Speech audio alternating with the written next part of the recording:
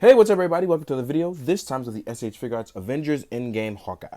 Now, for those of you that may have missed out on Ronin or wondering why they did Hawkeye after they did Ronin, well, as you all know, they couldn't reveal it because obviously it would be a pivotal point in the movie. We didn't know really, what was going on. But afterwards, they kind of revealed him and they solicited him, and now here we go. He is a Tamashi Web Shop exclusive. If you've missed out on one before, you already know how this kind of gets. It can go either way, you know. But anyway, let's jump into the actual review of the toy and let's talk about it. Now, I gotta say the head tech is really, really good. Now, his cut that he has going on here on the sides, it looks a little iffy in real life, but on camera it actually picks up pretty well as a fade, which is pretty cool. So his mohawk is mohawkish, but the look on his face is actually pretty solid. It has a very good look to it, and it captures very well in light. One of the things I worry about with the SHF digital print stuff is that it looks a little chattery, like there's too many crosshairs, there's too much etching. But this guy actually came out really, really clean. And the more I look at it, the more I'm like, wow, this is pretty much really good. It's solid. Now, I looked at it under several different lights, as you saw here, and you have your look at it. Now, we're going to jump into my favorite part, which is articulation. So what I'm going to do is we're going to talk about articulation. So the head can go up, it can go down, can go left and right. The collar is much smaller this time around, so he can actually get a lot of neck movement going on here. And that's the kind of stuff I enjoy. You want to get expressive with it. That's the kind of things you cover. Now the arm has a circular joint inside, where as you can see, I can pull it down. There's a small butterfly joint inside that allows you to rotate in. As you can see, I can push it back as well, depending on how you want to line it up. The arm is single jointed, and it rotates on this kind of cuff rotation, which I don't know why they did that for this one, but I'm assuming it works well with his arrow. So as we go along with it, we'll see what happens.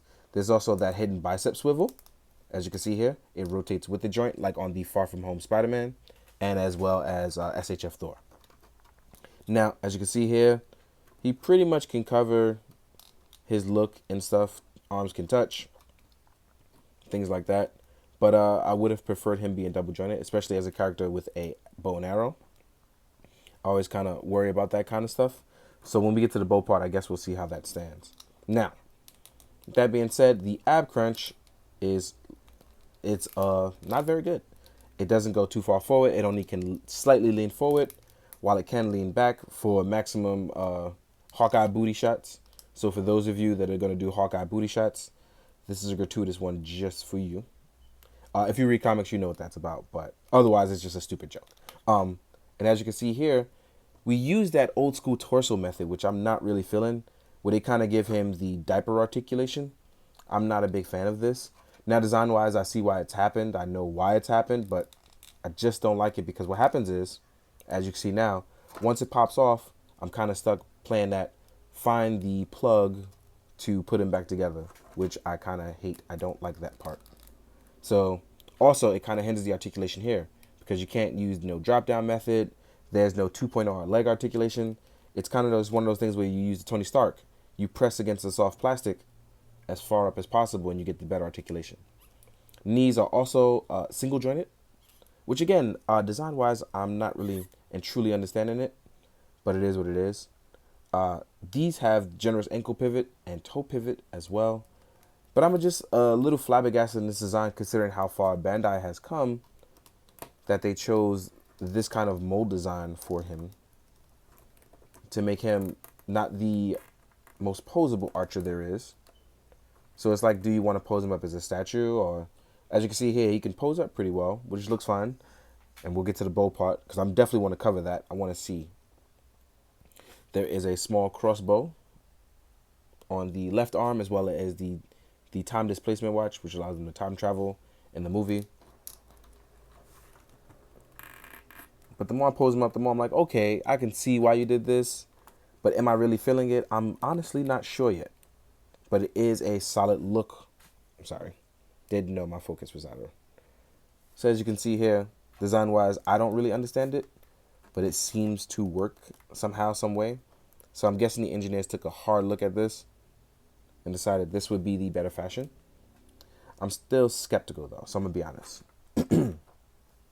Now, as far as accessories goes, you're going to get his quiver, which attaches on at the back.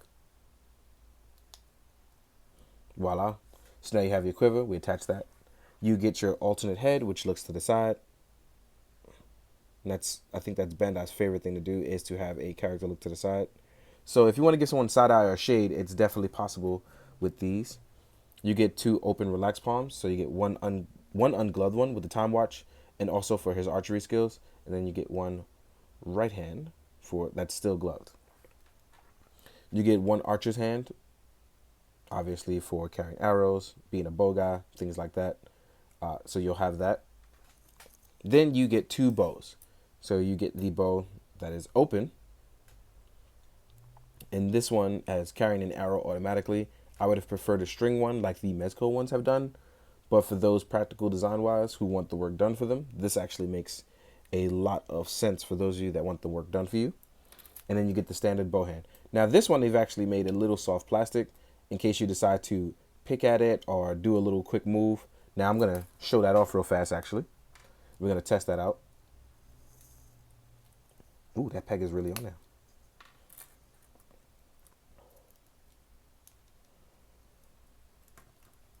Actually, let's do this one so we can see just how it lines up with the articulation of the character.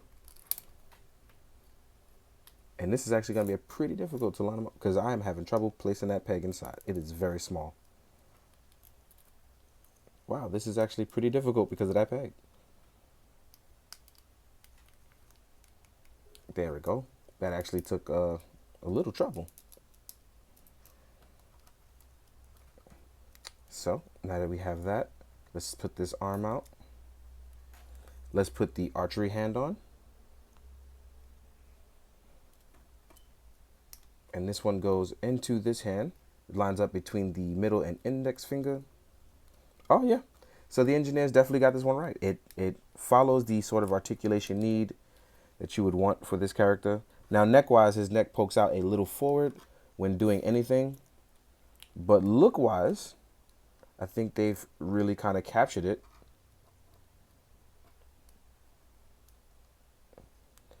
Now, one thing I was going to complain about was the simple fact that when you try to fold his arms a certain way, the arms pop out.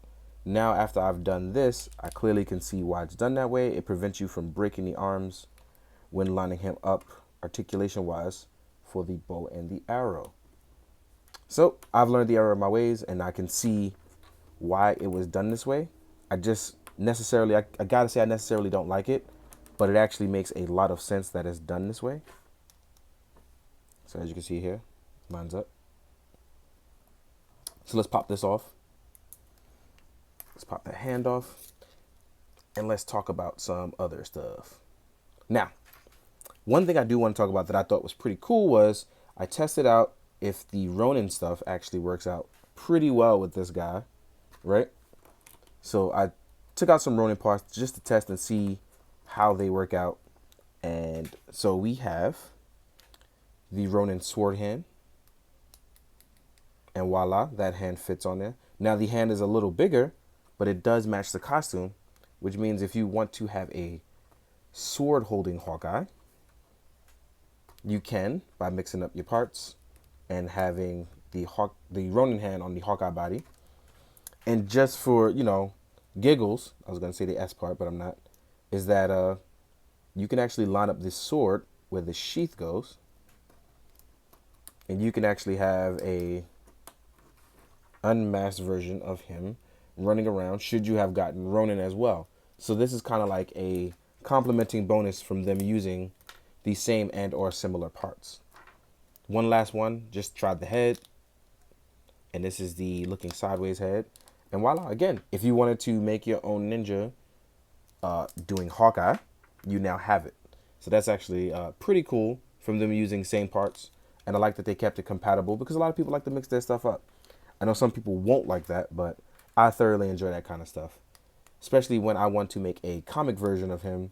And I think this actually can work out this way that fits in with my other SHF. It won't work well with my Marvel Legends, but it'll fit well with SHF stuff. And articulated icons. So that's a bonus for me. Now, that we've covered just about everything with him, how he looks, and what he's compatible with, I do want to go over how he looks with other characters and things like that. So let's go over that real fast. So here he is next to his Age of Ultron counterpart. And as you can see, they kind of keep this guy small. So here he is with the Age of Ultron counterpart. And here he is with his Ronin counterpart, which is completely geared up. And you'll notice the differences in between. But otherwise, you wouldn't notice them at first glance. All around the same size, so he's technically smaller than most of the SHF. But he is still a pretty good figure. Like, I was very skeptical at first, but the more I worked through this, here in the video with you guys, you saw what I saw. So, yeah, I warmed up to it. Now, here he is with some other characters here from SHF. And honestly, I forgot to take out my Mafex ones, so I'm going to do those in photos at the end. So here he is with Spider-Man. Here he is with SHF Thor. Here he is with Black Widow, which is his best friend, and I figured you definitely got to have these two side by side, right? Here he is with Nebula. And then I'm going to swap it around to the next set of characters. As soon as I get Nebula standing up straight. Nebula's actually pretty tall. I really like that. Just like her real life counterpart. Ooh. Come on, girl. There we go. So yeah, they all look pretty good together. Again, he's not the tallest guy, but it does work well. Because whenever he was standing next to Black Widow, they seem around the same height, right? So let's take you guys away. Here he is with Captain America. Here he is with Ant-Man. Unmasked Endgame version, just to add that. Here he is next to Iron Man. Again, anybody that I forgot Mafex-wise, like Black Panther and the other Spider-Man, I will put in photos at the end because honestly, I forgot to take them out, and that's a lot of work right now. Last but not least, here he is with Thanos. So Thanos wins. For the accurate blade and the ungauntlet arm I got from SHF Upgrade, please contact them, see if you still want one. If not, that's totally fine. Let's take these guys away. Now we're going to show this guy up with other lines so you guys can see how he stacks up with other lines. Here he is with Articulated Icons Ninjas. And for those of you like myself who are going to recreate the Bendis, David Finch, Ronin scene, you already know what's going down with those. Here he is next to a Mezco Punisher. As you can see, he's pretty small, even smaller with the AI Ninja stuff. Next up, we have a Marvel Legends Spider-Man. This was a custom one made by Meerkat Figures on Instagram. Shout out to you. I know I promised pics a while ago, so that's coming soon. Life. Sorry about that. Here he is with a Lightning Collection Gold Ranger. Here he is next to an SH Figuarts Kamen Rider Kuga. And then last but not least, a Mythic Legions Red Orc. Voila. So he's definitely on the smaller scale of SHF. Not the biggest guy, but again, it's SHF, so they're kind of all over the place. I definitely can admit that. But it is one of those things where even I kind of was skeptical on this figure and wasn't really enjoying it until I realized I can kind of mix and match and enjoy certain stuff. I have a new appreciation for it. So it's definitely something, definitely ended up glad I bought. And maybe after I take photos, I'll be even more excited. But it is a web shop, so everybody is definitely going to burn a hole in those pockets because it did not get a US release. So that really sucks. So, yeah. But I do hope you enjoy. I hope you find it informative enough that you choose and decide what you want to do with it and how you want to get it. In the meantime, guys, I hope you do good, be good, drink your water. Later.